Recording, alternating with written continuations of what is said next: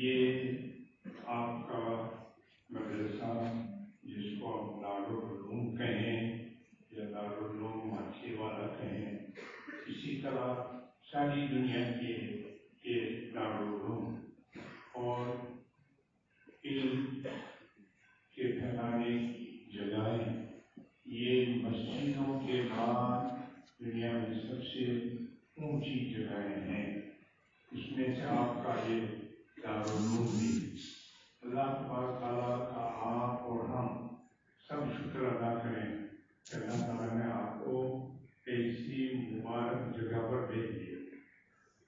اللہ تبارک تعالیٰ لوگوں کو چنتے ہیں ہدایت کے لیے کہ ان سعادت بزور بازو میں کا نقشہ خدا بخشیدہ یہ سعادت ایسی جگہ پر رہ کر علم حاصل کرنے کی یا سیکھنے اور سکھانے کی سعادت اللہ تعالیٰ اپنے فضل و کرم سے عطا فرماتا ہے۔ کوئی آدمی اپنی کوشش اور اپنی محنت سے اس چیز کو نہیں کما سکتا، تو اللہ تعالیٰ نے آپ کو اور ہمیں چن لیا۔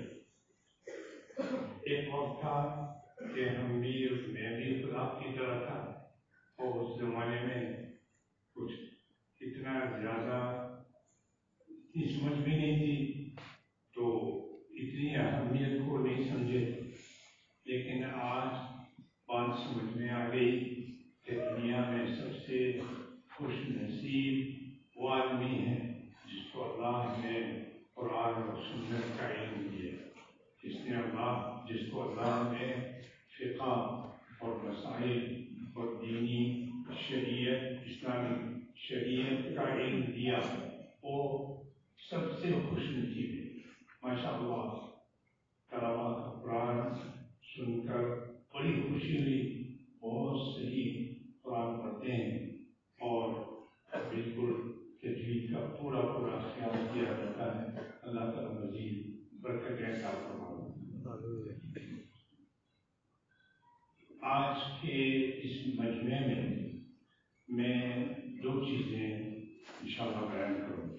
ایک بات مختصر سی علم کی فضیلت، علم دین کی فضیلت، اور دوسری بات کہ قرآن، ختم القرآن، ختم حفظ القرآن کا مجمع ہے، تو حفظ قرآن اور علوم قرآن، اس پر کچھ تھوڑی سی بات کریں۔ پہلی بات دین کا علم، یہ آپ نے اپنے اساتذہ سے قرآن کی آیتیں، احادیث اور ساری چیزیں سنی ہوں گی، آپ کو یاد بھی ہیں۔ میں ایک بات ہمیشہ کہا کرتا ہوں، حضرت مولانا آزاد ابوالکلام آزاد رحمۃ اللہ علیہ جب دارالعلوم دیوبند میں تشریف لائے تو اپنے بیان میں سب سے پہلے یہ کہا کہ دیکھو یہ علم دین بڑی اونچی چیز ہے، اور مبارک ہیں وہ لوگ جو دین کے سیکھنے اور سکھانے میں اپنا وقت لگاتے ہیں۔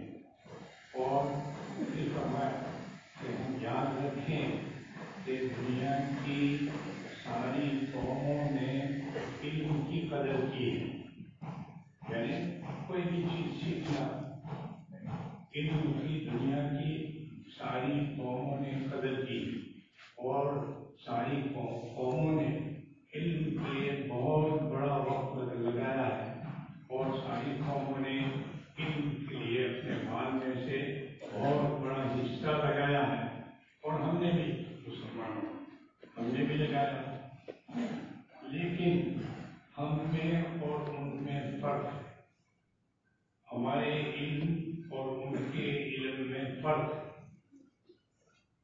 دنیا کی دوسری قوموں نے علم کو سیکھا، بڑی محنتیں اور تحقیقات کی، صرف ذریعہ معاش بنا کر، صرف ذریعہ معاش سمجھ کر کہ زندگی میں کچھ اچھی انکم آمدنی ہو جائے اور اچھی طرح رہیں گے، اس سے آگے کچھ نہیں۔ اس لیے علم سیکھا اور ہم نے اس علم کو مقصد بنا کر دنیا اور آخرت کی کامیابی سمجھ کر اللہ کی رضامندی کے لیے سیکھا۔ یہ فرق ہے، ہم نے اس علم کو مقصد بنا کر دنیا اور آخرت کی کامیابی سمجھ کر اللہ کی رضامندی کے لیے ہم نے اس علم کو سیکھا۔ علم سیکھنے والا پہلے سمجھتا ہے اور اسے خبر ہے کہ اس علم سے میری دنیا میں کوئی بہت بڑی آمدنی نہیں ہو جائے گی، بلکہ اگر اس کو سمجھ ہے تو یہ سمجھ لے گا کہ یہ علم نبوت ہے اور دنیا میں بڑی آزمائشیں اور بڑی رکاوٹیں سامنے آئیں گی، جیسے نبیوں کے سامنے شروع زندگی میں ہر نبی کے سامنے بڑی بڑی رکاوٹیں کہ پہاڑ کو پگھلا دینے والی رکاوٹیں ان کے سامنے آئی تو العلماء ورثۃ الانبیاء، ہمیں وہ چیز ورثے میں ملے گی۔ میں ساکت خدام علماء کے ایک مجمع میں نے کہا میں اپنی بات سے ہٹ رہا ہوں، خیر بہت اہم بات، میں نے ایک مجمع میں کہا کہ دیکھیے علماء، آپ لوگ نبیوں کے وارث ہیں، ہم بار بار یہ حدیث پڑھتے ہیں العلماء ورثۃ الانبیاء، تو نبی کے ورثے میں نبی نے کیا چھوڑا؟ العلماء الانبیاء لا يورثون دینارا ولا درہما ولكن يورثون العلم ومن اخذ بحظ وافر۔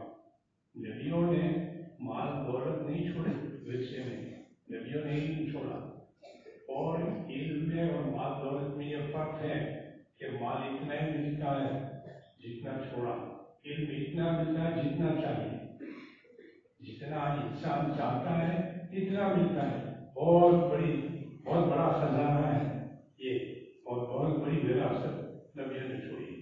تو اس وراثت میں یہ انگریزی میں کہتے ہیں کہ یہ ایک پیکیج، یہ پورا ایک پیکیج ہے، یعنی یہ نہیں کہ اسلام چن نہیں سکتے کہ میں یہ تو لوں گا، یہ گھر مجھے چاہیے باپ کے گھر، یہ نہیں، ایسا یہاں نہیں چلے گا، یہاں تو جو بھی چھوڑا ہے پورا قبول کرنا پڑے گا۔ تو اب میں اپنی بات کروں، میں نے علماء سے کہا کہ آپ اس پورا پیکیج قبول کرنا پڑے گا، اور پورے پیکیج میں کیا ہے؟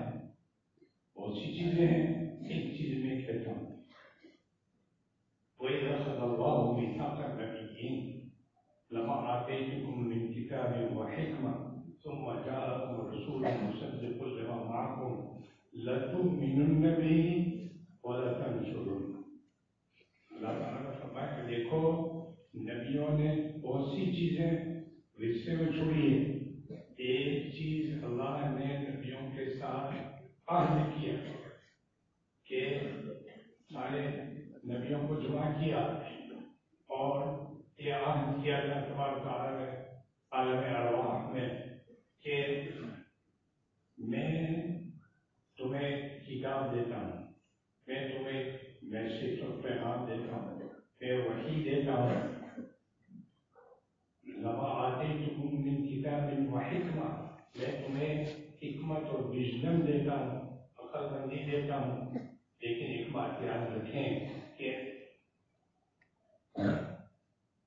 آپ کی موجودگی میں اگر کوئی دوسرے نبی آ گئے، پہلے ایسا ہوتا تھا، ختم نبوت کا مسئلہ نہیں تھا، ایک نبی تھے دوسرے نبی تھے، ابراہیم علیہ السلام تھے، لوط علیہ السلام بھی تھے، موسیٰ علیہ السلام تھے، ہارون علیہ السلام بھی، آپ کی موجودگی میں دوسرے نبی آ گئے تو آپ میرے سامنے اقرار کرو، عہد کرو، لَتُؤْمِنُنَّ بِهِ، تم اس پر ایمان لے آؤ، ان کی بات مانو گے، ان کو ریکوگنائز کرو گے، اور وَلَتَنصُرُنَّهُ، اتنا کافی نہیں، ان کی مدد بھی کرو گے، اور پھر انبیاء علیہ علیہ السلام اللہ تعالیٰ نے اور تاکید کے لیے پوچھا، اقرار تم اقرار کرتے ہو اس بات کا کہ ایسا کریں گے؟ ایک نے کہا قالوا اقررنا، ہاں ہم اقرار کرتے ہیں، اللہ نے اقرار کروایا، نبیوں نے اقرار کیا، ابھی کسی چیز کی ضرورت نہیں تھی، بات پکی ہو گئی، اللہ سے زیادہ کوئی سچا نہیں، نبیوں سے زیادہ کوئی وعدے کا پکا نہیں، تو اب تو ضرورت کسی چیز کی نہیں، لیکن اللہ تعالیٰ نے اور فرمایا گواہ ہو، ایسا نہ ہو کہ اس میں کمزوری آ جائے۔ آپ سنیں اچھی طرح، میں ایک اس لیے کہہ رہا ہوں کہ علماء کی بھی یہی ذمہ داری ہے، یہ نبیوں کے وارث ہیں، تو فرمایا کہ اچھی طرح سن لو، فشہدوا، گواہ رہو، ایسا نہ ہو کہ یہ وعدہ پورا کرنے میں کوئی کمزوری آ جائے۔ نبیوں کے لیے ضرورت نہیں تھی، پھر آگے فرمایا کہ تمہاری گواہی کافی نہیں ہے، قال فاشهدوا وانا معكم من الشاهدين، میں بھی تمہارے ساتھ گواہ ہوں۔ اتنی زیادہ تاکید ہے، کیوں؟ نبیوں کو ضرورت نہیں تھی، یہ ہمارے لیے ہے، علماء کرام، طلباء اعظام اور قیامت تک آنے والے نبیوں کے وارثوں کے لیے ہے کہ اصل پیغام تو نبیوں کے ذریعے سے ہمیں پہنچانا ہے۔ اور فاشهدوا وانا معكم، میں بھی گواہ ہوں تمہارے ساتھ، تمہاری گواہی کافی نہیں، اب تو بات ختم ہو گئی۔ قال فاشهدوا وانا معكم من الشاهدين، آگے بھی آگے بن کی وارننگ، قال فاشهدوا وانا معكم من الشاهدين فمن تولى بعد ذلك فاولئك هم الفاسقون۔ یاد رکھو، جو اس وعدہ خلافی، اس وعدے کے خلاف کرے گا وہ فاسق ہونا چاہیے۔ نبیوں کے لیے تو سوال ہی پیدا نہیں ہوتا، نبی تو معصوم ہے، فاسق ہونے کا کوئی سوال پیدا نہیں ہوتا، لیکن میں نے کہا یہ ہمارے لیے اب سمجھیے کہ علماء کی کیا ذمہ داری۔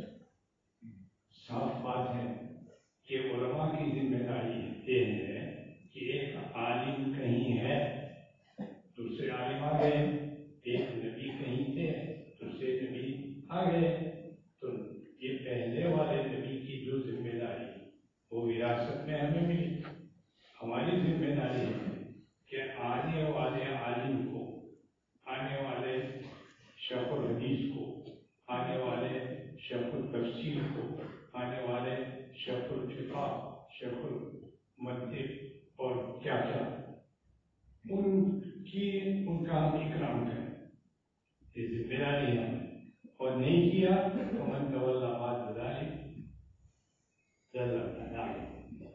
اور دوسری بات، یہ کافی نہیں کہ ان کو عالم کی حیثیت سے مان لو، شیخ الحدیث کی حیثیت سے مان لو، معتمین کی حیثیت سے مان لو، اور کیا کیا، یہ کافی نہیں، وَلَا تَنْصُرُونَ، اس کی مدد کرو، ہر کام میں اس کی مدد کرو۔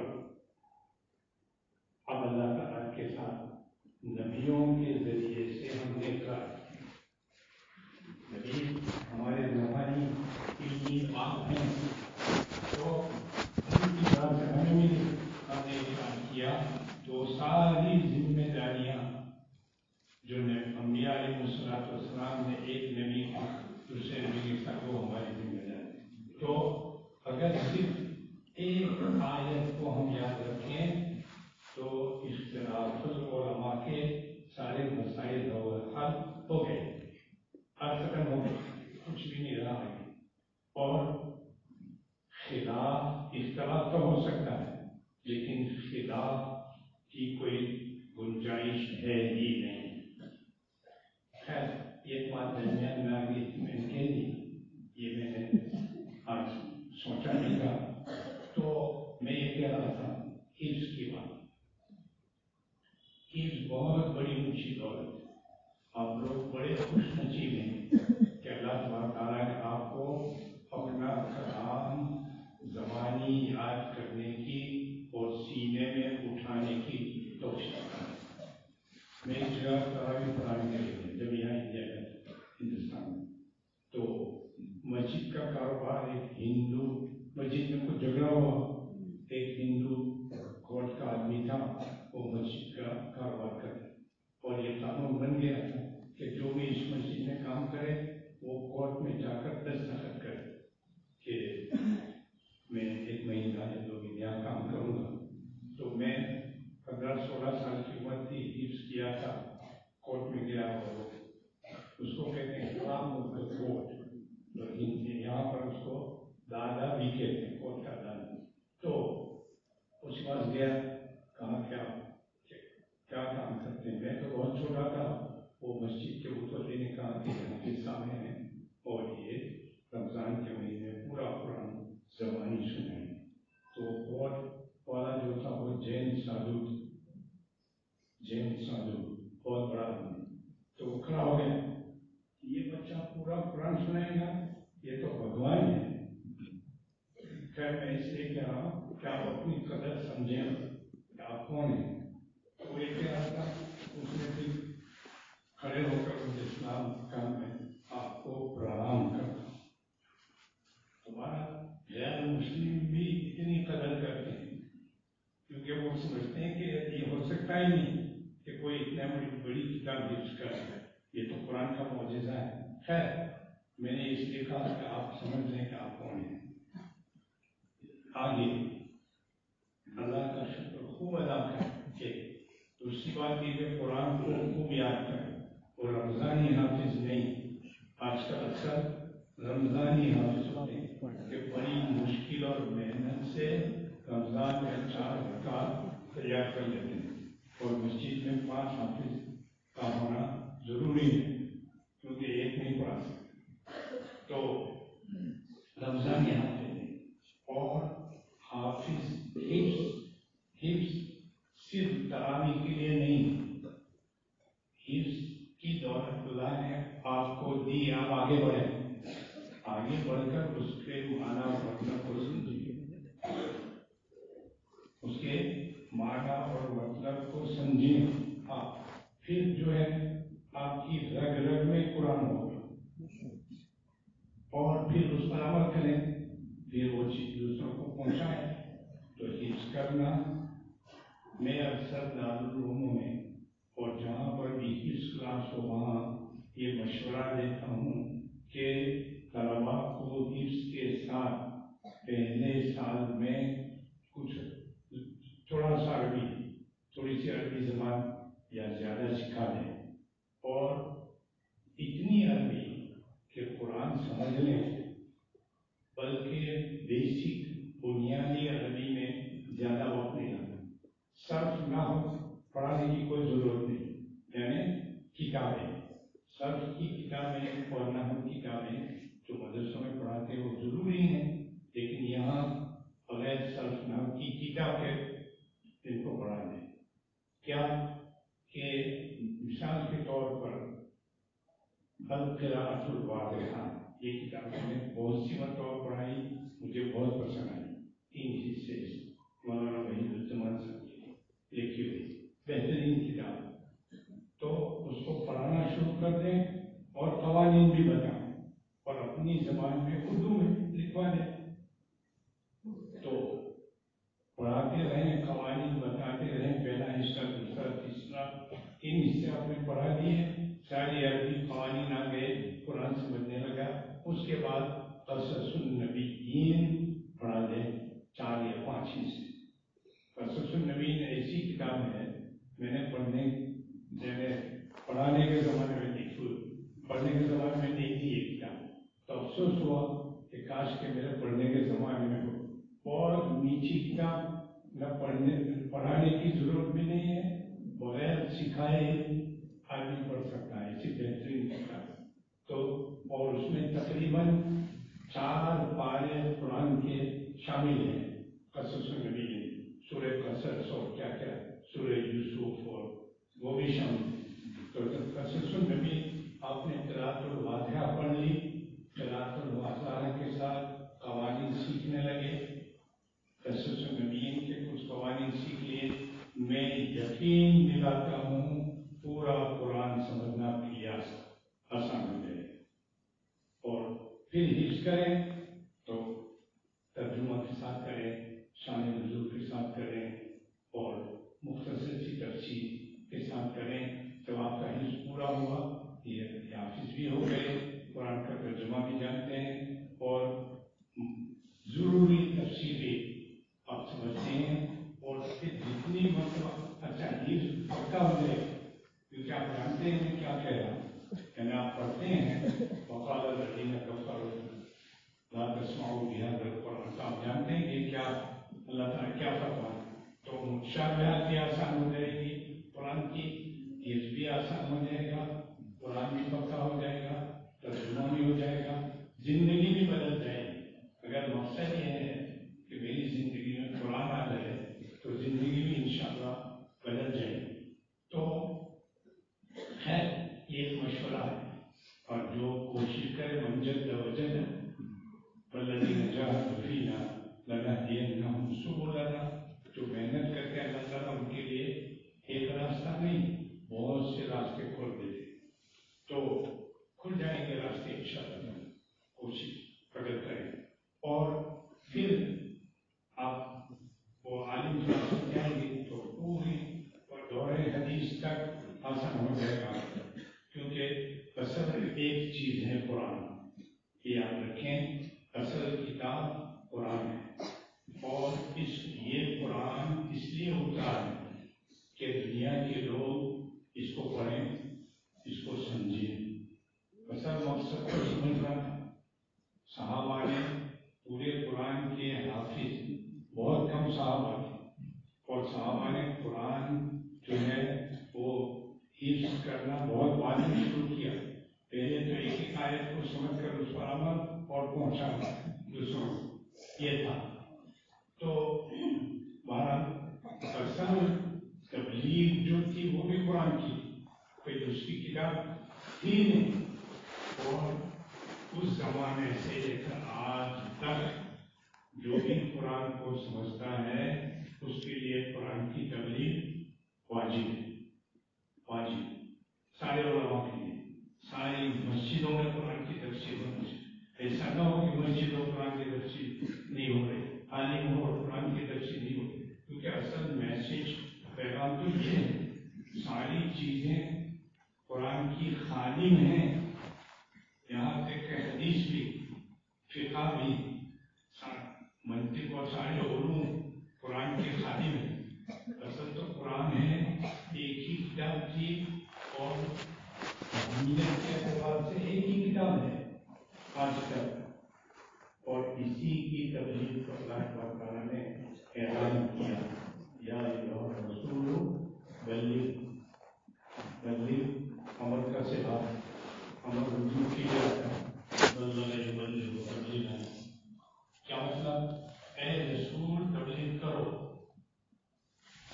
اور ایک ہی چیز وہاں انزل الیک من ربک، جو بھی اللہ کی طرف سے نازل ہوا اس کی تبلیغ کرو، وہ لوگوں کو پہنچاؤ۔ معلوم ہوا کہ ایک ہی چیز تھی جو نازل ہوئی، وہ قرآن۔ باقی ہم یہ کہہ دیں کہ بہت سی وحی غیر مطلوب تھی، ٹھیک ہے، لیکن اصل ایک ہی چیز تھی، تو ماں سے اس کی تبلیغ کرو قرآن کی۔ اچھا، اس واجب کو اتنی غفلت ہوئی، عوام اور خواص سب بھول گئے، سب غافل ہو گئے، سب دوسرے علوم کو علوم قرآن پر ترجیح دینے لگے، دوسری کتابوں کو قرآن پر ترجیح دینے لگے۔ سمجھ تو سب ہے، لیکن ماحول ایسا بن گیا کہ اس ماحول کی وجہ سے غفلت طاری ہو گئی، ایسی غفلت طاری ہو گئی کہ جو علماء نہیں تھے وہ ہمارے استاد بن گئے، ساری ہو گئی. خیر یا رسول بننے وہاں سے دے دے. اچھا آگے بھی ہے وَإِلَّمْ تَفْعَلُوا فَمَا بَلَغْتُمْ. بہت بڑی بات ہم سے بھی خطاب ہے کہ اگر آپ نے قرآن کو نہیں پہنچایا، قرآن کی نبی سے کہا اللہ تعالیٰ، ہم سے نہیں، نبی سے، کہ آپ نے اس قرآن کی تبلیغ نہیں کی تو رسالت کا حق ادا ہی نہیں کیا، نبوت کا حق ادا ہی نہیں کیا. نبی سے کہہ دیا کچھ بھی نہیں کیا، آپ نے کوئی کام ہی نہیں کیا. ہم سے بھی کہ اگر قرآن کو نہیں پہنچایا ہم نے کوئی کام کیا ہی نہیں، ہم نے یہ کیا وہ کیا، فلاں کتاب لکھی، فلاں ہوا، مدرسہ بنایا، مسجد بنائی، کچھ نہیں کیا. پہلے تفعل کوئی کام کیا ہی نہیں. سوال یہ ہے کہ بہت سی رکاوٹیں اس زمانے میں، رکاوٹیں یہ تھی کہ کفار قرآن کو سن کر وقال الذين كفروا لا تسمعوا لهذا القرآن والغوا فيه لعلكم تغلبون، شور کرتے تھے، مارتے تھے اور سزائیں دیتے تھے قرآن سنانے میں. وہ زمانہ تو نہیں ہے لیکن تکلیفیں ہیں، لوگ پسند نہیں کرتے. یہ ہم نہیں سمجھ سکتے، قرآن ہم نہیں سمجھ سکتے. حالانکہ میں نے پہلے آیت پڑھی، آپ لوگ بھی پڑھتے ہیں وَلَقَدْ يَسَّرْنَا الْقُرْآنَ لِلذِّكْرِ فَهَلْ مِن مُدَّكِرٍ. ذکر کی تفسیر علماء نے، مفسرین نے یہ کی سمجھنا سمجھانا. ذکر کی تفسیر ہم لوگوں نے یہ کر لی کہ حفظ کرنا، یہ بھی ٹھیک ہے، چلو گنجائش ہے اس، لیکن اکثر ذکر کے معنی ہے سمجھنا. قرآن سمجھنے کے لیے اللہ نے آسان بنایا اور حفظ کے لیے بھی آسان بنایا، اس میں کوئی شک نہیں. تو خیر میں یہ کہہ رہا تھا کہ لوگ کہتے ہیں کہ سمجھنے کے قرآن سمجھنے نہیں آتا تو دوسری کتابیں پڑھو. اللہ نے، ہم اتنے غافل ہو گئے کہ اللہ نے، معلوم نہیں کتنی مرتبہ کا آپ لوگ جانتے ہوں گے قرآن وَلَقَدْ يَسَّرْنَا الْقُرْآنَ قرآن ریپیٹ کر کے کہا. کیوں کہا؟ اس لیے کہ اللہ تعالیٰ کو خبر تھی کہ لوگ اس سے غفلت برتیں گے، تو اللہ کو خبر تھی تو بار بار کہا سمجھنے کے لیے قرآن کو آسان کیا. اتنا آسان صحابہ، ایک بات تو یہ کہ سمجھنے کے لیے، دوسری بات یہ کہ تزکیہ کے لیے، ہم تزکیہ کی بات کرتے ہیں، تزکیہ نفس کو پاک کرنا، صاف کرنا. تزکیہ کے لیے یہ علم تصوف کے سارے علماء کا اس پر اتفاق ہے، لیکن غفلت بھی ہے. علم تصوف کے سارے علماء کا اتفاق ہے کہ قرآن سے زیادہ کسی چیز سے تزکیہ نفس نہیں ہو سکتا. تزکیہ نفس سب سے اونچی چیز، سب سے اثر انداز چیز تزکیہ نفس کے لیے قرآن ہے. مثال صحابہ ہیں، صحابہ کے پاس کوئی، بلکہ وہ زبان بھی نہیں جانتے، پڑھے لکھے بھی نہیں، وہ تو امی تھے. نحن امۃ امیۃ، ہم تو امی ہیں. نبی صلی اللہ علیہ وسلم پڑھے لکھے نہیں تھے، کوئی منطق، فلسفہ یا علوم جس کو ہم 15 علوم کہتے ہیں وہ نہیں تھے ان کے پاس. اعلیٰ درجے کے جاہل تھے اور ان کے نفس و دل کا کوئی تزکیہ کا سوال ہی پیدا نہیں ہوتا. اتنے سخت دل تھے، چھوٹی چھوٹی باتوں میں لوگوں کو قتل کر دیتے، بیٹیوں پر رحم نہیں کرتے. معلوم ہے آپ کو، یہ دہرانے کی ضرورت نہیں. تو اتنے سخت دل تھے، ان کا تزکیہ کیسے ہو؟ ایک آیت سن لی ہو گیا. عمر رضی پہنچے اپنی بہن کے گھر اور نیت تھی نبی صلی اللہ علیہ وسلم کو نعوذ باللہ قتل کرنا ہے، بھائی بہن کو بھی قتل کرنا، بہنوں ہی بہن کو مارنے لگے. اور پھر قرآن بتایا، دیکھو ہم تو یہ پڑھتے ہیں. کیا ہوا؟ بس کوئی علم نہیں تھا، پڑھے لکھے نہیں تھے، عربی جانتے تھے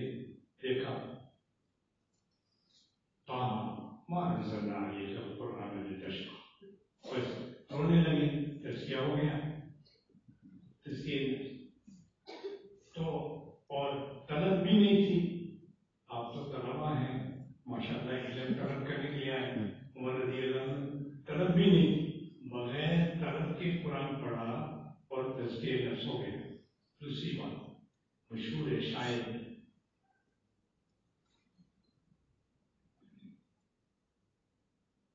کون سے بزرگ بغدادی جنید بغدادی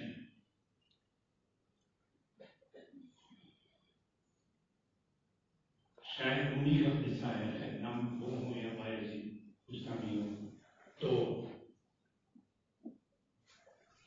وہ چوری ڈکیتی کا کام کرتے تھے رات بھر. تو ایک مرتبہ چوری ڈکیتی کر کر واپس آ رہے تھے اور راستے میں مچھلی آ گئی. صبح پوری رات یہ کام کرتے تھے, صبح گھر جاتے تھے, گھر جاتے اور راستے میں مسجد آ گئی. مسجد آ گئی تو نماز میں شامل ہو گئے. عرب تھے, عربی جانتے تھے. امام صاحب نے مطلب دعا دین کے بعد پڑھا ألم يعن للذين آمنوا أن تخشع قلوبهم لذكر الله وما نزل من الحق. کیا ایمان والوں کے لیے وہ وقت نہیں آیا کہ اللہ کی اتاری ہوئی کتاب اور آیتوں کے لیے ان کا دل نرم ہو جائے؟ اتنا سنتے ہی دل نرم ہو گیا اور افسوس کرنے لگے, توبہ کر لی, میرا دل نرم ہے ہی نہیں, میں نے اس کے لیے وقت ہی نہیں نکالا. ایک آیت میں 1 منٹ میں تو تزکیہ ہو گیا. کیا ہوا؟ بہت بڑے ولی اللہ کے ولی ہو گئے, تزکیہ ہو گئے. تو خیر ہم نے پوری غفلت کی کہ ساری چیزوں میں تزکیہ تلاش کرتے ہیں, قرآن میں نہیں. اب بھی قرآن میں وہ تزکیہ ہے ہر ایک کے لیے. جیسا عمر رضی اللہ عنہ کے لیے تھا, جنید بغدادی رحمۃ اللہ علیہ کے لیے تھا, ایسا ہی میں اور آپ ہم سب کے لیے اب تک کوئی فرق نہیں, بلکہ اور زیادہ ہے. کیونکہ ہم تو پڑھے لکھے ہیں, علماء ہیں, مفسرین ہیں, محققین ہیں, طلباء ہیں, تازہ علم ہیں. قریب استاد نے پڑھائی ہوئی ہے قرآن کی, ایک رکوع یا ایک صفحہ ایک سورت, تو تازہ علم ہے. تو ہمارے لیے تو زیادہ سہولت ہے. اتنی کتابیں ہو گئی, اور ٹیلی فون میں بھی علم آ گیا اور گھڑی میں بھی علم آ گیا, کہاں کہاں علم پہنچ گیا, بڑی سہولتیں ہیں. تو تزکیہ قرآن میں تلاش کرتے ہیں اور اتنا ہے کہ جس کی کوئی حد نہیں. میں یہ نہیں کہتا کہ کسی رحمت کی ضرورت نہیں ہے, ہر کام میں رحمت کی ضرورت. ہر کام میں ہمارے استاد تھے, اسکول کے ماسٹر بڑے اچھے تھے ماشاء اللہ, اللہ تعالیٰ ان کی مغفرت فرمائے. مسلمان تھے, عمر جی ماسٹر چینا. وہ کہتے تھے کہ ہر چیز میں تمہیں استاد کی ضرورت ہے, بھیک مانگنی ہو جب بھی استاد کی ضرورت ہے. یوں کہتے تھے کہ جو اچھی بات بول کر بھیک مانگے گا اس کو روک دیں گے. انہوں نے کہا ایک وقت ایسا آئے گا کہ اچھی بات بول کر جو بھیک مانگے گا اس کو روک دیں گے. تو بھیک مانگنے کے لیے بھی استاد کی ضرورت. تو ہم لوگ دیکھیں تو اچھا گانا گا کر یا کیا شعر پڑھ کر بھیک مانگتا اس کو لوگ زیادہ دیتے. قرآن کی تلاوت آپ مصر میں جائیں گے تو اسٹریٹ پر ہر شخص قاری عبدالباسط بہترین قرات پڑھتے ہیں, عبدالباسط کی طرح بھیک مانگتے ہیں. خیر تو میں یہ کہہ رہا تھا کہ ہمارے لیے بھی تزکیہ ہے. تو قرآن پر ایک عام محنت کی جائے, خصوصاً ایسے بڑے بڑے جو ادارے ہیں, اتنی زیادہ توجہ دی جائے کہ ہم کوشش کریں 5 سال میں ہر گھر میں قرآن سمجھنے سمجھانے والے ہو جائیں, اور ہوں گے انشاءاللہ. ہمارے یہاں افریقہ میں بتاؤں جتنے مسلمان ہیں ماشاءاللہ, ہمارے گھروں میں عورتیں عربی نہیں سمجھتی لیکن قرآن اچھی طرح سمجھتی. آپ پوچھیں یوسف علیہ السلام کا قصہ پورا سنا دیں, بہت سی آیتوں کی تفسیر بھی سنا دیں, گجراتی قرآن, اردو قرآن اور کیا کیا. تو میں ایک بات اور بھی کہہ دوں, حضرت مولانا زکریا صاحب رحمۃ اللہ علیہ نے فضائل مجھے میرے استاد ہیں, میں نے بخاری شریف ان سے پڑھی. تو جو لکھا فضائل میں کہ قرآن کے لیے 15 زیادہ علوم کی ضرورت ہے. بالکل صحیح. لیکن قرآن کی تفسیر لکھنے والوں کے لیے تفسیر لکھنے والوں مان لیجیے آپ کے یہاں کو استاد یہ نیت کرتا ہے کہ قرآن کی مجھے تفسیر لکھنی ہے تو 1000 علوم کی ضرورت ہے. لیکن جو لکھی لکھائی تفسیر ہے اردو یا گجرات اس کو سمجھنے کے لیے 15 علوم کی ضرورت نہیں. یہاں بھی غلط فہمی ہو رہی تو لوگ ہاتھ نہیں لگاتے تفسیروں. وہ ایک مولانا انہوں نے تفسیر چھپائی وہ کہنے لگے میں تفسیر لے کر کسی کے پاس گیا بڑا اچھا آدمی تھا نیک تھا. اس نے کہا مجھے تفسیر نہیں چاہیے مجھے کوئی موسیقی کے ایسا سمجھنا مشکل. خیر لکھی لکھائی ہے اس میں کیا سمجھنا مشکل ہے. بہت سی مولانا تفسیر عثمانی بہت مختصر سی گجرات کی تفسیر بہترین ہے.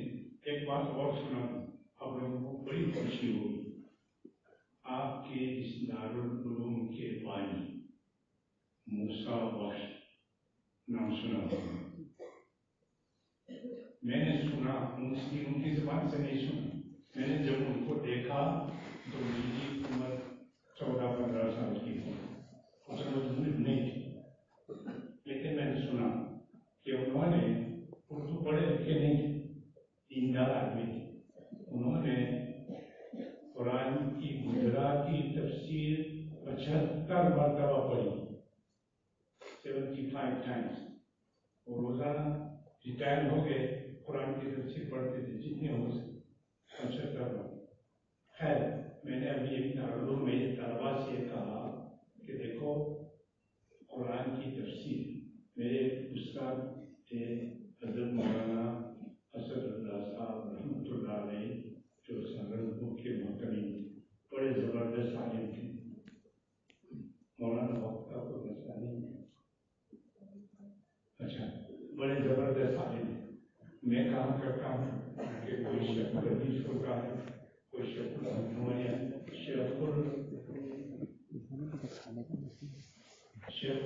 النحو والمنطق تھے مولانا صدیق احمد کشمیری سہارنپور.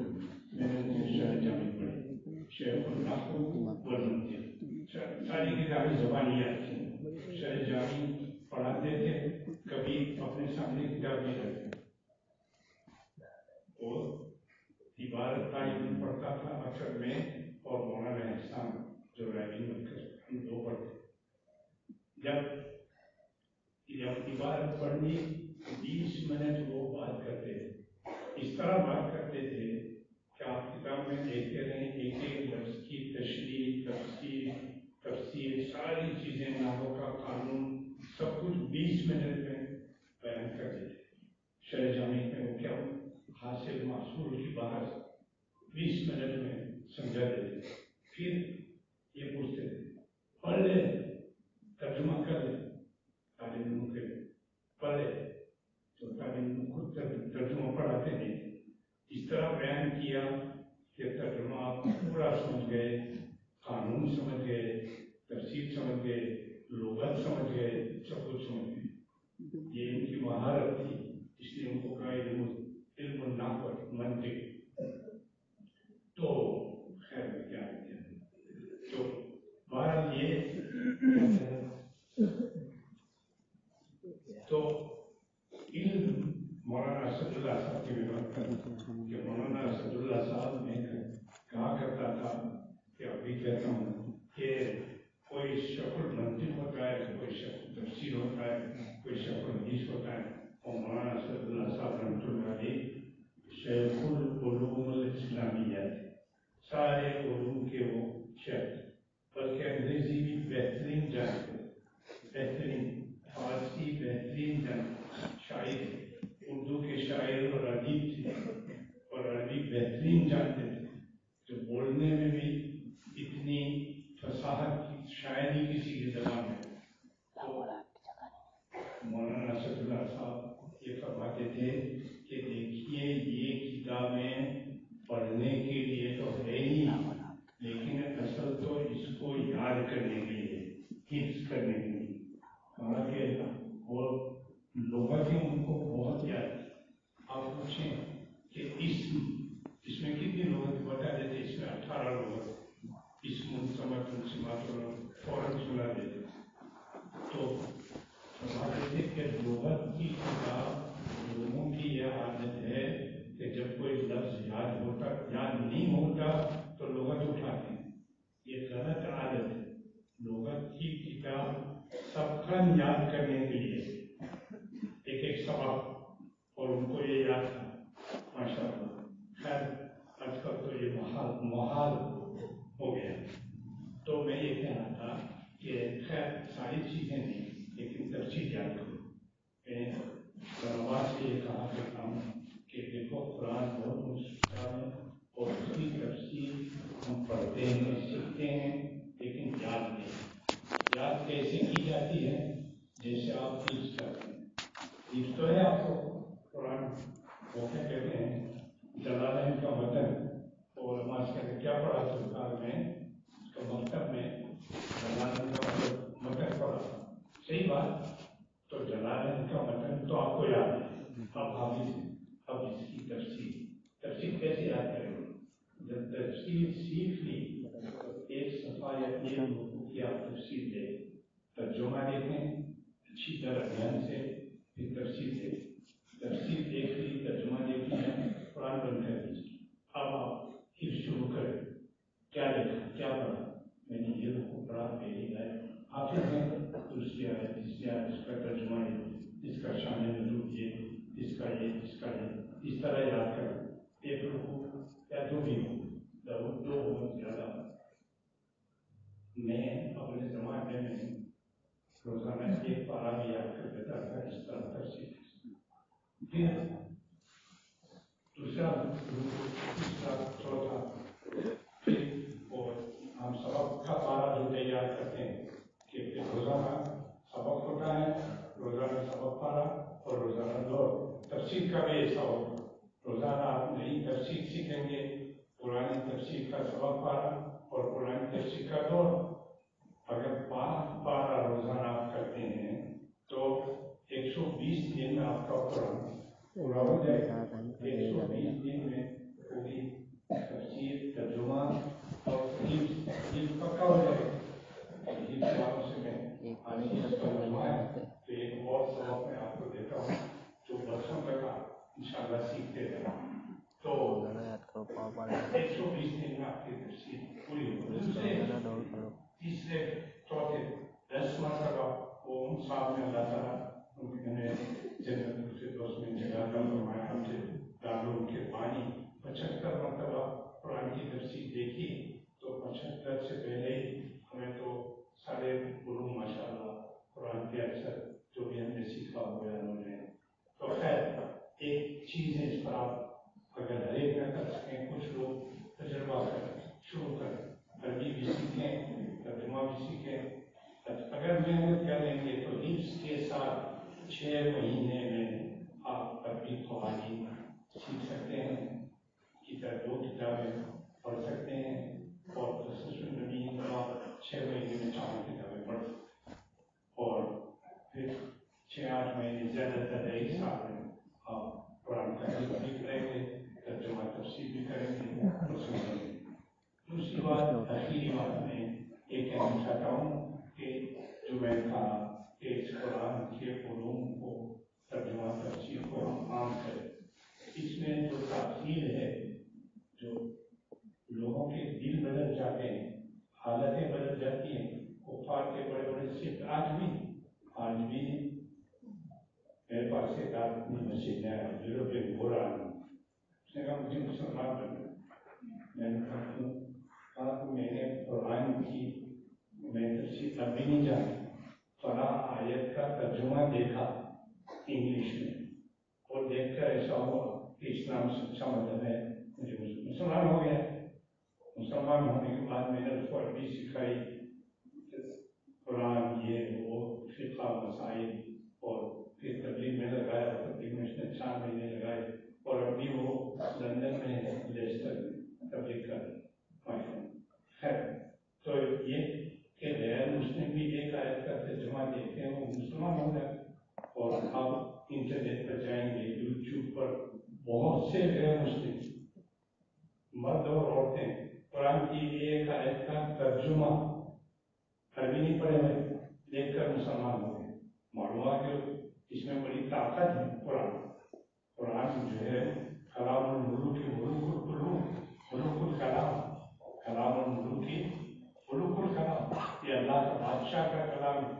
اس میں بڑی خاصیت اللہ تعالیٰ نے رکھی ہے اور اس سے آپ دنیا کو پلٹ سکتے ہیں.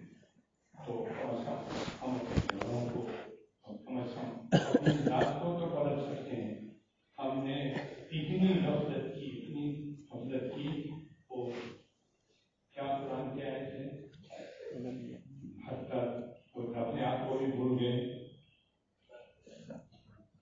وَلَا تَكُونُوا كَالَّذِينَ نَسُوا اللَّهَ فَأَنسَاهُمْ أَنفُسَهُم. یہ ہو گیا کہ نسوا قرآن فَأَنسَاهُمْ أَنفُسَهُم. تو بھول گئے کہ ہم کون ہیں, ہمارے پاس کیا چیز ہے, اس چیز کے کیا فائدے ہیں, دنیا کو کیسے بدل سکتے ہیں, اپنے آپ کو کیسے بدل سکتے ہیں. یہاں تک کہ یہ سمجھنے لگے کہ جن کے پاس قرآن حدیث کا علم نہیں ہے بس وہ ہمارے رہبر ہیں اور ہمیں دین پر چلانے والے ہیں. اور تو وہاں توجہ دینے کی ضرورت ہے. تھوڑی سی توجہ دیں گے تو اللہ کی مدد غیب سے اتنی آئے گی کہ وہ احادیث اور قرآن کی آیتیں بہت سی ہیں. میں آپ لوگوں کو ذکر نہیں چاہتا, لیکن بہت سی ہیں کہ اللہ کی رحمتیں اتنی آتی ہیں. ایک آیت تو میں نے پڑھ دی, والذین جاہدوا فینا لنہدینہم سبلنا. اللہ تعالیٰ سارے راستے کھول دیں گے. تو یہ دو چار باتیں ذہن میں تھی. اللہ تعالیٰ مجھے بھی مزید توفیق عطا فرمائے, آپ کو بھی آپ کی حفظ کی محنت کو قبول فرمائے, محنت کو قبول فرمائے. ایک آخر میں ایک بات اور سنا, وہ اپنے لیے کہہ رہا ہوں لیکن شاید آپ کو کوئی سبق مل جائے. میں نے رابعہ میں حفظ کیا حافظ محمد اللہ ٹونکی